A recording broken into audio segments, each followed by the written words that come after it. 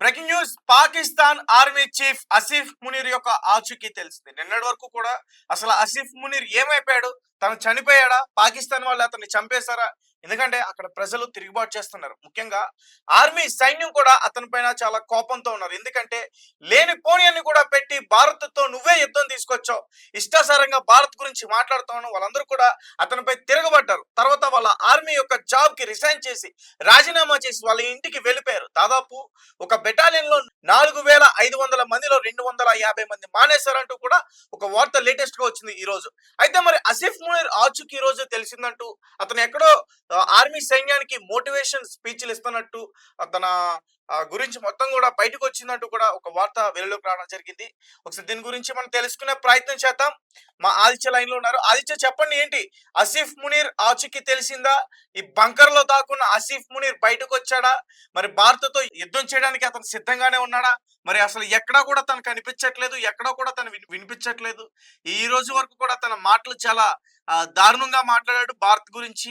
అసలు ఆ మ్యాప్ లోనే లేకుండా చేస్తాను, ప్రపంచ మ్యాప్ లోనే భారత్ లేకుండా చేస్తాను, మాకు వారం రోజులు టైం చాలు అంటూ కూడా మాట్లాడిన వ్యక్తి, పారిపోయిన వ్యక్తి మరి ఎక్కడున్నాడు అసలు ఈ పిరికి సన్నాసి? పాకిస్తాన్ ఆర్మీ చీఫ్ ఆసిఫ్ మునీర్ ప్రత్యేకంగా చెప్పాల్సిన పనిలేదు తేజ. ఉగ్రదాడికి ముందు అతని వీడియో ఒకటి వైరల్ అయిపోయింది. కాశ్మీర్ మాకు జీవనాడి, మనం దాన్ని వదులుకోమని చెప్పేసి ఒక మోటివేషనల్ స్పీక్ ఆ టైంలో కూడా ఇవ్వడం జరిగింది. సో ఆ తర్వాత ఉగ్రదాడి జరగడం, ఉగ్రదాడి వెనకాల ఆసిఫ్ మునీర్ ఉన్నారని చెప్పేసి అనుకోవడం, అంటే అతను మోటివేషన్ ఇచ్చాడు, అతనే సపోర్ట్ చేశాడు, వాళ్ళే ఉగ్రవాదాన్ని ప్రోత్సహించారు, అతని ప్రోత్సాహంతోనే కాశ్మీర్ పహల్గామ్ లో ఉగ్రవాదులు దాడి చేశారని చెప్పేసి ఒక ఇన్ఫర్మేషన్ అయితే ఉంది. సో ఆ తర్వాత ఉగ్రదాడి తర్వాత ఆసిఫ్ మునీర్ ఇదే భయంతో, అంటే భారతదేశం నన్ను అనుమానించింది, నా మీద ఏ క్షణమైన అటాక్ చేయొచ్చు, నన్ను చంపేయచ్చేమో అన్న ఒక భయంతో పారిపోయాడని చెప్పేసి వార్తలు వచ్చాయి. అంటే ఇంకోటి కూడా ఉంది, అంటే లండన్ పంపించేశారు కేవలం భారత్ ఇతని మీద అటాక్ చేయకుండా, ఇతను ఏమీ చేయకుండా కాపాడుకోవడానికి అని చెప్పేసి అండర్ గ్రౌండ్ వెళ్ళిపోయాడు, లేకుంటే లండన్ ఫ్యామిలీని తీసుకుని వెళ్ళిపోయాడని చెప్పేసి అటువంటి వార్తలు వచ్చాయి. మరొక వార్తలు కూడా మనం చూసాం, అంటే పాకిస్తాన్ లోనే ఈ యుద్ధాన్ని ఎవరు కోరుకోలేదు, అనవసరంగా తన ఎవరి టెన్యూర్ ఉందో తను పెంచుకోవడానికి, తన పదవి కాలాన్ని పెంచుకోవడానికి ఈ యుద్ధ తంత్రాలన్నీ కూడా ఇటువంటి ఎత్తుగడలు వేశాడు.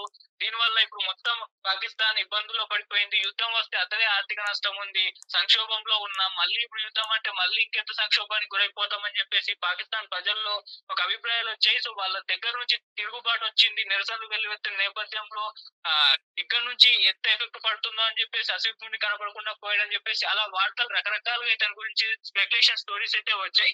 సో ఈ నేపథ్యంలో ఇప్పుడు ఇంకో న్యూస్ ఏంటంటే, అటు ఆల్రెడీ యుద్ధ వాతావరణం భారత్ కి అండ్ పాకిస్తాన్ కి మధ్య నెలకొంది, ఏ క్షణమైన యుద్ధం జరగచ్చని అంటున్నారు. సో ఈ టైంలో ఈ యుద్ధ భయంతోనే పాకిస్తాన్ అలర్ట్ అయిపోయింది, త్రివిధ దళాలను అప్రమత్తం చేసింది, భారత్ పాక్ సరిహద్దుల్లో సైన్యాన్ని మోహరించింది, గగనతలంలో ఆల్రెడీ ఎయిర్ ఫోర్స్ ని కూడా, సముద్ర మార్గంలో నేవీ విన్యాసాలు కూడా చేస్తున్నాయి ఆల్రెడీ పాక్ ఆర్మీ చీఫ్. అయితే ఈ టైంలోనే పాక్ ఆర్మీ చీఫ్ ఆసిఫ్ మునీర్ నిన్న సరిహద్దుకు వెళ్లారని చెప్పేసి వీటన్నిటిని కూడా పరిశీలించారు, వాళ్ళ జవాన్లతోటి మొత్తం కూడా మోటివేషనల్ స్పీచ్ ఇచ్చారని చెప్పేసి ఒక ఇన్ఫర్మేషన్ బయటకు పాకింది. అంటే ఎక్కడికి వెళ్ళలేదు ఆసిఫ్ మునీర్, అతను లోపల అండర్ గ్రౌండ్ లో దాక్కొని ఒక వ్యూహాలు పన్నుతున్నాడు, అన్ని కూడా సలహాలు ఇస్తున్నారు పాకిస్తాన్ ఆర్మీకి, పాకిస్తాన్ ప్రభుత్వానికి అని చెప్పేసి తెలుస్తూ ఉంది. అంటే బయట కనపడకుండా టోటల్ అంతర్గతంగానే ఇతని వ్యవహారాలు నడుస్తున్నాయని చెప్పేసి దీన్ని బట్టి మనం అర్థం చేసుకోవచ్చు. నాకైతే మాత్రం అతనికి అంత ధైర్యం లేదనిపిస్తుంది. ఒక పక్క అతని పైన తిరుగుబాటు ఆర్మీ సైన్యం, అలాగే అతని ఫ్యామిలీని కూడా అతను సురక్షితమైన ప్రాంతానికి పంపించాడు, లండన్ ఎక్కడికో పంపించాడు. ఇవన్నీ కూడా చేస్తుంటే అతను పిరికి పందెలా ఒక బంకర్ లో దాక్కున్నాడు అనేది మాత్రం నాకు అర్థమవుతుంది. భయపడ్డాడు అతను. ఎందుకంటే మనం కూడా ఇక్కడ ఆర్మీ సైన్యాన్ని కాదు టార్గెట్ చేసింది, ఆసిఫ్ మునీర్ యొక్క తలని మనం టార్గెట్ చేసాం. అసలు ఆ చీఫ్ నే లేపేస్తే వాళ్ళ సగం సచ్చినట్టే. అందుకనే ఆసిఫ్ మునీర్ ని టార్గెట్ చేశారు. ఈవెన్ ట్రంప్ కూడా, ఈవెన్ మోడీ గారు కూడా, ఈవెన్ బలోచిస్తాన్ కూడా, ఈవెన్ ఆఫ్ఘనిస్తాన్ కూడా ఆసిఫ్ మునీర్ ని క్లియర్ గా టార్గెట్ చేశారు, అతన్ని లేపేస్తాం అని చెప్పేసి. నాకు తెలిసి ఖచ్చితంగా ఆసిఫ్ మునీర్ ని బలోచిస్తాన్ వాళ్ళే కిడ్నాప్ చేసి ఉంటారు, లేదా బలోచిస్తాన్ వాళ్ళే చంపేస్తుంటారని నాకు అనిపిస్తుంది ఆదిత్య. సో ఈ న్యూస్ లో అయితే అంత బలం లేదని చెప్పుకోవచ్చు. బలూచిస్తాన్ ఒకేలా కిడ్నాప్ చేస్తుంటే పరిస్థితి వేరేలా ఉంటుంది. అంటే ఈ పాకిస్తాన్ ఆర్మీ చీఫ్ ఆసిఫ్ మునీర్ ఎవరైతే ఉన్నారో ఇప్పుడు పాకిస్తాన్ లో ఏ విధంగా ఉంటుందంటే ప్రభుత్వం చేతుల్లో ఈ ఆర్మీ అనేది ఉండదు. ఈ చీఫ్ చేతుల్లోనే ఆర్మీ అనేది వ్యవహరిస్తుంది. ఆర్మీకి ప్రభుత్వానికి మధ్య సంబంధాలు అనేవి ఉండవు. వీళ్ళ నిర్ణయాలు వీళ్ళే తీసుకుంటారు. ఉగ్రదాడి జరిగిందంటే దీని వెనకాల ఖచ్చితంగా ఆసిఫ్ మునీర్ ఉండే ఉంటాడు. అందుకే నేను భారత్ కానివ్వండి ఎవరైనా కానీ ఆసిఫ్ మునీర్ ని టార్గెట్ చేశారు. సో ఇది అతనికి కూడా అర్థమైపోయింది, భయపడ్డాడు.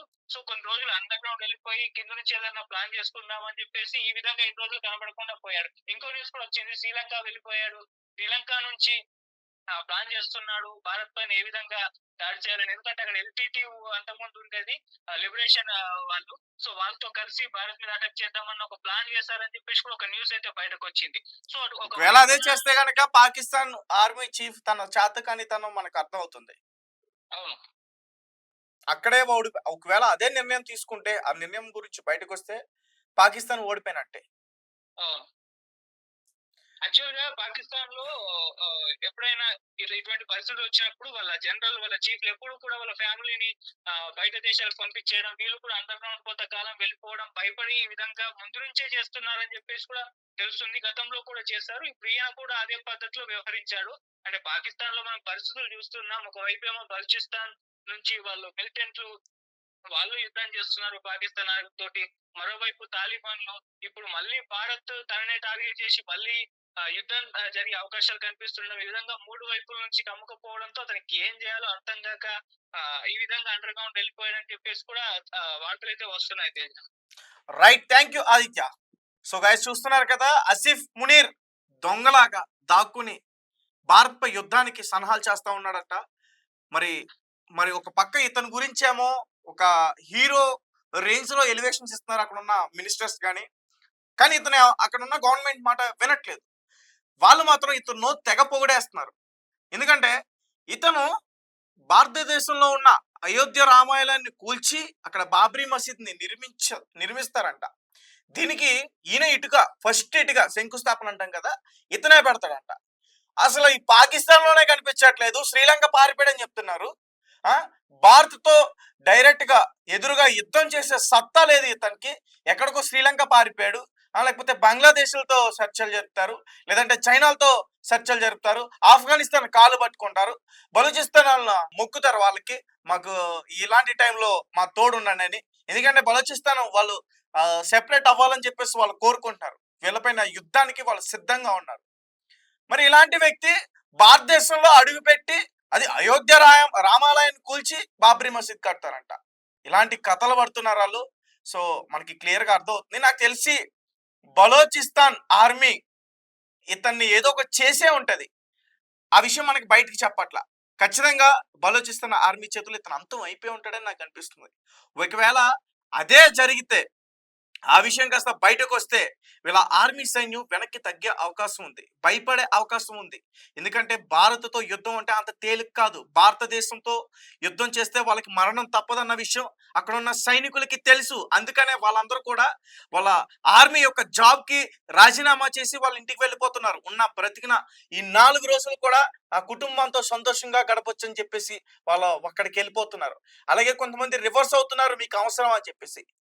అలాగే ఈ పాకిస్తాన్ ఆర్మీ కాదు, ఇది పాకిస్తాన్ ఆర్మీ అనకూడదు వీళ్ళని. వీళ్ళు కూడా ఉగ్రవాదులే. ఎందుకంటే ఈ ఉగ్రవాద సంస్థలు పెంచి పోషిస్తుంది కూడా వీళ్ళే.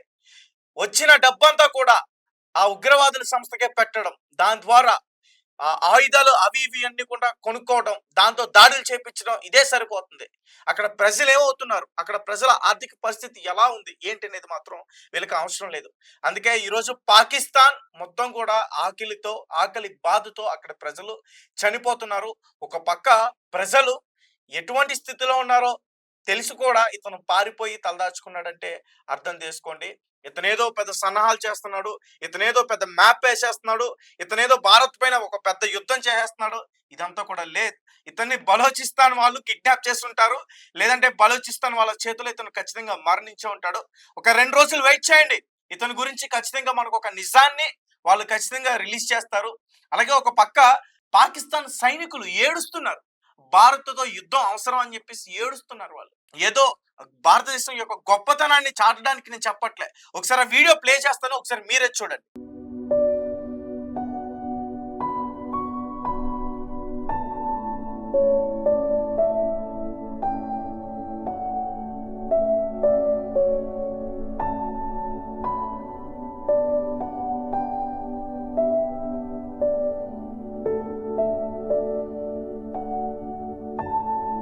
చూశారు కదా, అతను పాకిస్తాన్ సైనికుడు.